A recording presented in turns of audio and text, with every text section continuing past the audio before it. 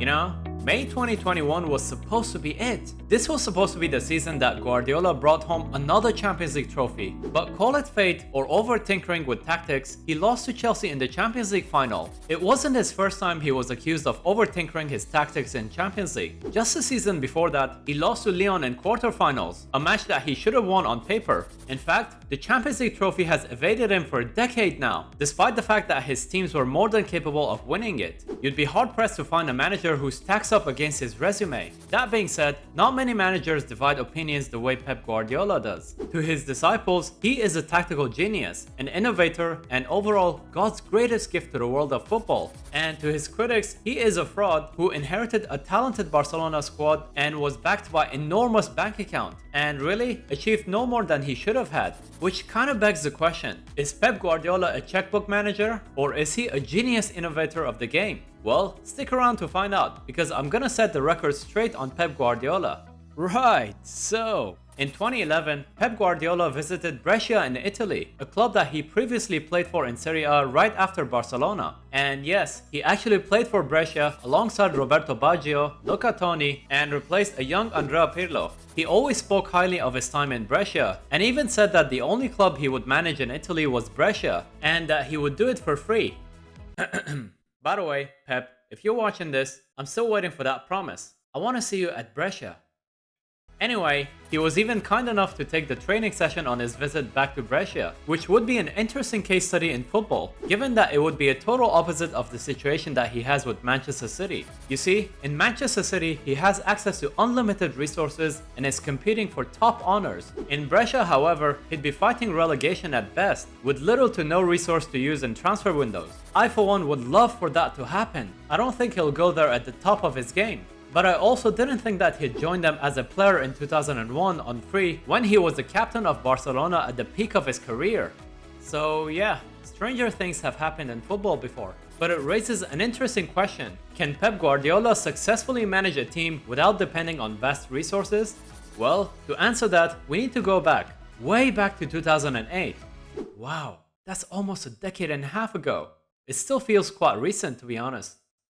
Anyway, the whole world was shocked to see him being appointed as Barcelona's head coach. To put things in perspective, Barcelona were the champions of Europe just a couple of seasons before that, and boasted a very competent team to be any manager's dream job. They were not in a desperate position at all. They could have gone to anyone they liked, managers of the highest calibers. A peak Jose Mourinho, who was a free agent and would have loved joining a club that he served previously as a coaching staff. Carlo Ancelotti, who was nearing the end of his cycle at Milan, and Marcello Lippi, who was a free agent only 2 years after winning the World Cup with Italy. For the younger viewers, we're talking about the who's who of top managers that were available at the time. But they chose an unproven Pep Guardiola, who just won the 4th tier of Spanish football with the Barcelona B team. I, for one, was shocked, as were so many other neutrals. You see, as brilliant as the Barcelona team was at the time, it was a team full of individual stars and egos, who were quite disjointed at the end of their previous season, finishing 12 points behind their arch-rivals Real Madrid. You had Ronaldinho and Deco, whose off-the-field lifestyle was massively affecting their performances on the pitch. You had a brilliant Eto'o, who's a hard character to control, and veterans like Thierry Henry and Gianluca Zambrotta were at the tail end of their careers. And handing that dressing room to an unproven manager was, quite frankly, asking for trouble. And it didn't really help that he only had 1 point from his first 2 games, after losing his first and drawing his second game. At this point, the knives were out for him. It really wasn't a rosy period for him or Barcelona. That being said, it proved to be one of the best appointments in the club's history, as not only they won the treble in his first season at Barcelona, but they did it with a brilliant football. And even more impressively, he did it after selling Ronaldinho, Deco, Zambrotta, and the retirement of Lilian Thuram, and by promoting Sergio Busquets and Pedro from the academy, and a young Gerard Piqué from Manchester United. On paper, the team looked far weaker than the one that finished 12 points behind Real Madrid. It's often said that he won the treble because he had one of the most talented squads in the modern history, aided by possibly the best football player in history. But we need to put things in context. We often look at players like Busquets, Piqué, Xavi, Iniesta, and of course Messi, and think, of course dude, even my grandmother could do it. But I promise you, your grandmother wouldn't be able to do this, and I'll tell you why. The truth is, we're looking at these names with the hindsight of what they became, rather than who they were when Pep arrived. Xavi and Iniesta were amazing players when Pep arrived, but they became legends after what they've achieved with Pep. Busquets was promoted straight from the academy, whereas Piqué was just a young defender who couldn't really establish himself at Manchester United. And talking about the GOAT himself, you probably think that even my dead uncle could have managed Messi, and you'd probably be right. But let me tell you one thing. In his last season before Pep, Messi played 40 games and scored a grand total of, can you guess?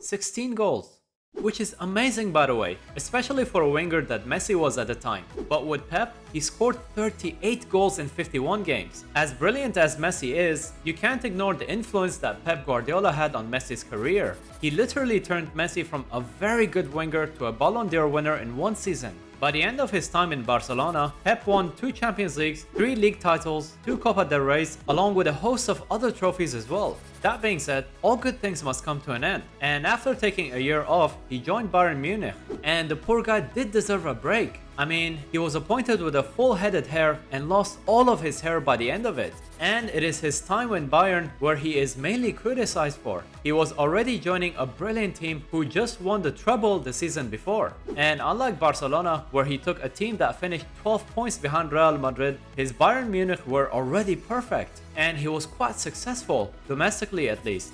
Younger listeners probably don't remember, but there was a time when Bundesliga was won by other teams as well, and the treble-winning Bayern team only won the Bundesliga after 2 years of losing the title to Dortmund. But with Pep, Bundesliga became a one-horse race to the point that it's been that way even years after Pep's departure. Yep. Thanks a lot, Pep. That being said, he fell short when it came to Europe, but he did have close calls by going all the way to the semi-finals in all 3 of his seasons at Bayern.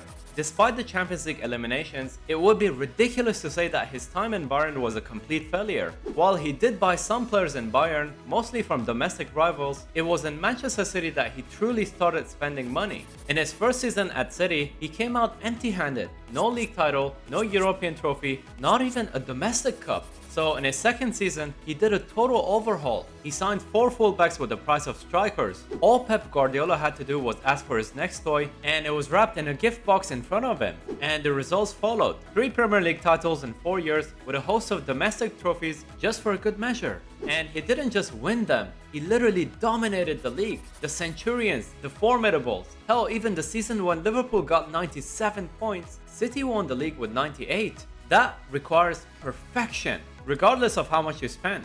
But with all the domestic domination, European success was hard to come by, at least by the time of making this video. And this is where I think he should have done much better, given the investments. A second round loss to Monaco, quarter-final loss to Liverpool, quarter-final loss to Tottenham, and a quarter-final loss to Lyon. And you could argue that at least 2, if not 3 of those were against opponents that were comfortably weaker on paper. So yeah, not even a single semi-final in the Champions League before 2021. In 2021, the time seemed to have come. They made it all the way to the final, but lost to Chelsea in a game that has been criticized for over-tinkering his tactics. Which leads us to the question, is Pep Guardiola a genius or a checkbook manager? Well, the answer is, he's a genius and a checkbook manager. Could he take that Brescia job that we talked about earlier and overachieve with the squad that they have? I don't know, dude, but probably not. That being said, I also don't think that the actual Brescia manager could do what Pep has done at City, Bayern, or even Barcelona. It's a different horse for each course. What Pep has done requires its own unique set of skills, and only Pep would have been able to pull off, just as fighting relegation with limited resources requires its own skill set. One thing that's massively overlooked is that every time Pep Guardiola left the club, he left it in a fantastic shape. His Barcelona kept reaping the rewards of his time until they ran themselves to the ground. His Bayern Munich continued their domestic domination and even won a Champions League. And his Manchester City would be a better club than the one that he took over from Manuel Pellegrini. And to give credit to City, they are an exceptionally well-run club who rarely got any transfer wrong. Benjamin Mendy and Claudio Bravo come to my mind as flops. But other than that, City have been exceptional when it comes to the success rate of their transfers. And that's to the credit of Pep Guardiola and the people who run the football side of things meticulously well. I think it's just inevitable that City wins the Champions League sometime soon, whether with Pep or without Pep. That being said, no one can objectively deny the fact that he's one of the most successful managers of the modern era who stayed on top of the game for a decade and a half. I'm Football Drawn, and I like to tell football stories with comic and drawings. If you enjoyed this video, check out the rest of the channel as well.